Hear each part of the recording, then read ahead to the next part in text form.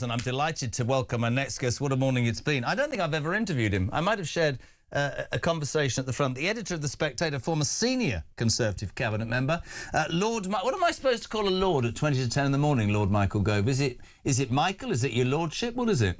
Michael. Michael. How are you, dear? How are you, dear boy? You all right? I'm very well, Jeremy. Pleasure to talk to you this morning. Pleasure to be on your programme. No, it's great. And pleasure also to follow the great Isabel Oakeshott.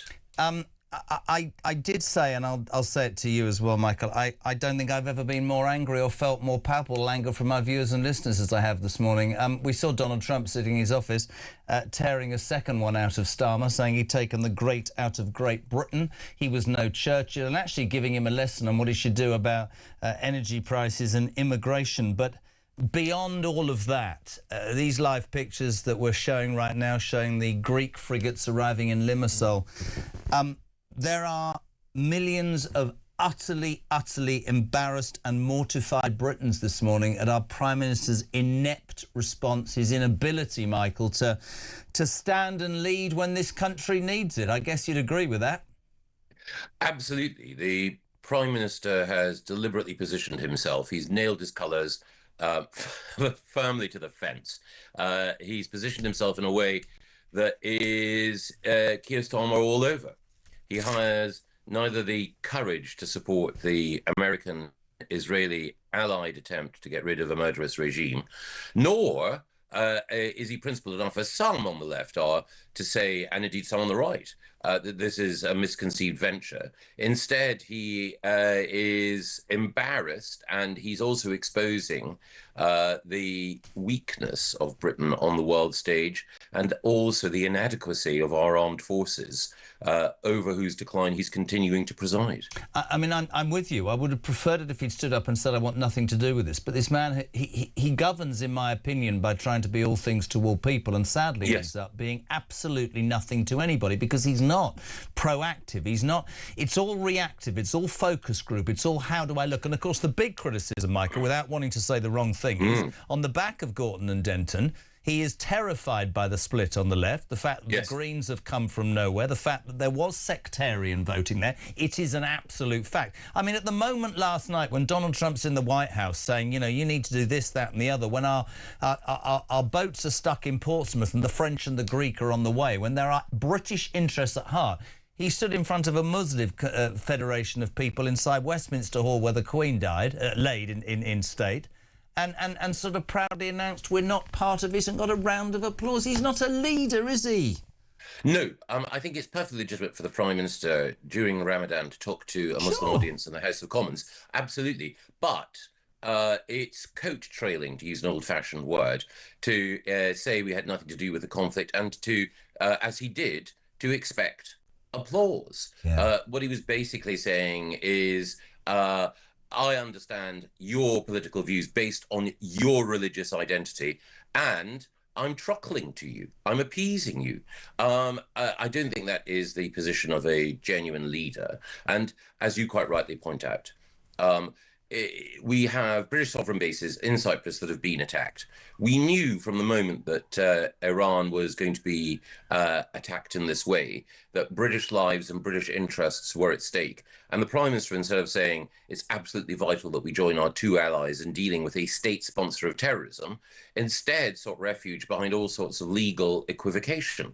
Kemi Badenoch has said he's a lawyer, not a leader. This week has reminded us how right she was. Yeah, and also lots of people saying this morning, Michael, love your take on this. You know, part of being a leader is you pre-position. If you're protecting, because the first rule of government is to protect your people and to protect your country. He knew the build-up in the Gulf of the American forces. Even my daughter, who's 2, knew that was happening. He could have been more proactive in making sure that our forces were there in readiness if something happened. But here's what was said to me by Sir Ian Duncan-Smith earlier, and I've got to say everybody's agreed with it. He said the reason that our ships are not out doing what they should be doing is because of the government's economic policy, and operationally it costs a lot more for them to be there than to be stuck redundant in Portsmouth. Is that true? You've been in government.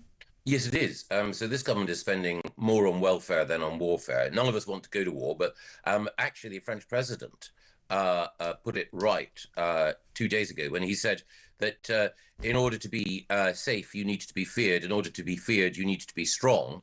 And in a sentence, he summed up what a foreign policy for a country like Britain should be, and exactly what is wrong with our foreign policy. And again, the Navy, traditionally the strongest arm of Britain's defence, is only capable of operating at the admittedly diminished level that it is at the moment, on the basis that it's not just regular sailors, but also reserve sailors who man our ships. We simply don't have the people, and we don't have the ships themselves in order to be able to project force in the way that we might.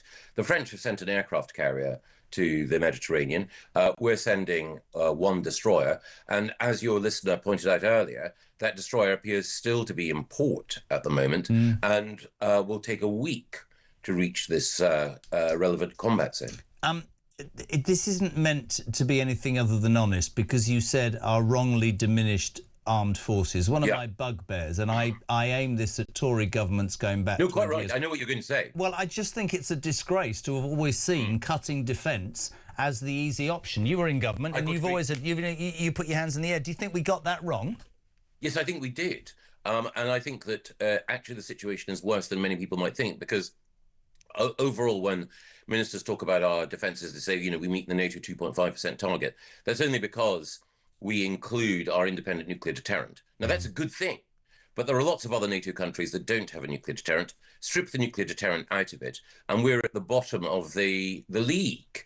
We're the Burnley, not the Arsenal of NATO powers. And that is a deliberate consequence of people believing that we could either hide behind the American umbrella or spend money on welfare and other luxury goods. It has been a problem for some time. To their credit, Rishi Sunak and Jeremy Hunt and Ben Wallace sought to increase defence spending in the final couple of years. The problem was, but it was only about 3 weeks before the election. He said 3%. There was more before that, but it wasn't enough. You're right. I just think overall, I mean, and of course that was why when Trump came to power and everybody was appalled when he said, well, you know what, NATO, I've been putting in far more than all of you lot and providing more cover. I remember thinking there's nothing wrong with him saying that, because if you want the support of the Americans, that's a couple of things I wanted to ask you. Does this ruin the special relationship, or will it go on beyond Starmer and Trump?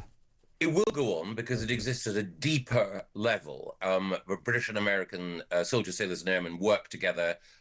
British and American security and intelligence experts work together, come what may.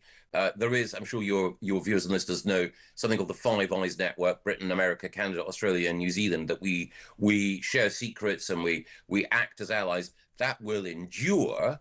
But there will have been many, many people who are no fans of Trump who will have been nodding their heads when Trump pointed out the two big problems that Britain has when it comes to making sure that we're ready to defend ourselves. Sky-high energy prices, while oil and gas resources go unexploited in the North Sea, and also a failure to police our own borders when it comes to illegal migration. Couldn't agree more. Not trying to put words in your mouth, you're too experienced for that, but do you believe that Starmer's putting party politics above national security? Yes, I think he is now. I think he came to power, to be fair to him, believing in his own words that he should put country before party. But I now fear that some of the decisions that he has made, sacking actually one or two good people who worked for him, including his cabinet secretary, in order to strengthen his position, and then trying to stave off the threat from the Greens by, as you mentioned earlier, dabbling his toe in sectarian waters. I do worry that he is now putting party politics ahead of the national interest. Listen, it's an absolute pleasure. The Spectator is an amazing thing to do, but we love having you on, and please do come again. Lord Michael Gove on Talk Breakfast.